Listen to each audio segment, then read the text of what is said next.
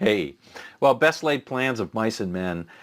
I was going to make another video for everybody, all my subscribers this week, because I did a gear review, and I don't usually do gear reviews, but I wasn't really feeling well, and I wanted to go visit my daughter at work. She's got a new job and wanted to support her, so I did that instead. Anyway, I did want to do a teaching video, so I thought what I'd do is just share with you one of the things that I do, if not every day, at least once or twice a week, is to work on my blues turnarounds, because I love the blues.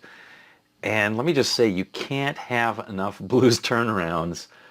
Yeah, you just can't. So what I thought I'd do is today show you the anatomy of a turnaround, where are some things that you can do to work on your ideas, and maybe give you a few Zabel fretboard diagrams. And yeah, just that's about it. And we'll be really informal today, no weird cuts and stuff like that. So if you like this sort of thing, make sure you comment on whether you like it, if you want other things like this, and maybe even your ideas for what are things I could talk more informally about. All right, well, we're guitar players, so we're going to do this one in E. Let's go over the anatomy of it first, and then I'll show you 3 simple ways of doing a turnaround, and then you can work on your own turnarounds. Okay, so we're going to do this in A. So the 1 chord, the turnaround is a 1 chord to the 4 chord. This is kind of pre-turnaround, and then back to the 1 chord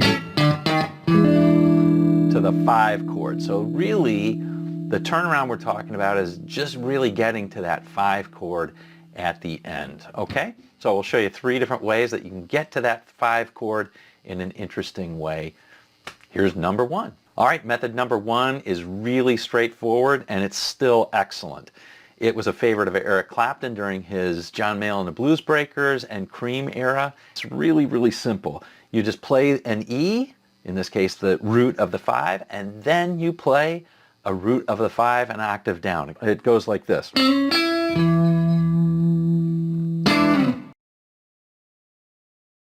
That's it. Okay? So that's the simplest way of doing it, is just to play that E and then drop down a whole octave and play it. Doesn't matter if you play this E or play the E on the 4th.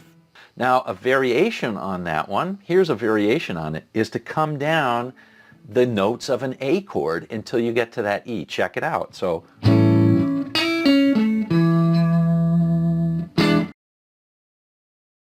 you want to land on that E just as that E7 chord or E9 chord hits the first beat. That's method number 1. Method number 2 is also a root-seeking method.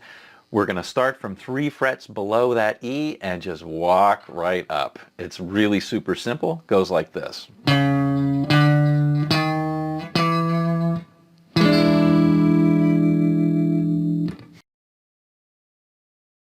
Now it's also easy to make it even simpler by starting just a note below and going up to the chord itself. So I'm going to play the chord. This is called the approach chord.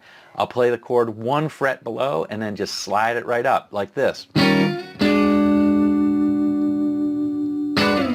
That sounds pretty cool. And you can also make it fancier by playing an A in between. So like this.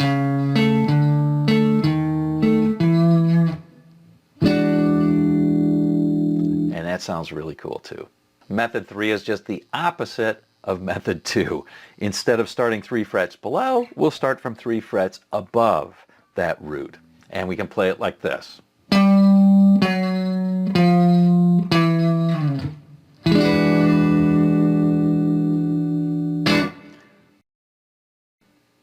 And yes, it's easy to simplify it just by playing that approach chord, but from above this time. And of course, we can also make it fancy by playing that root, the root of the A chord.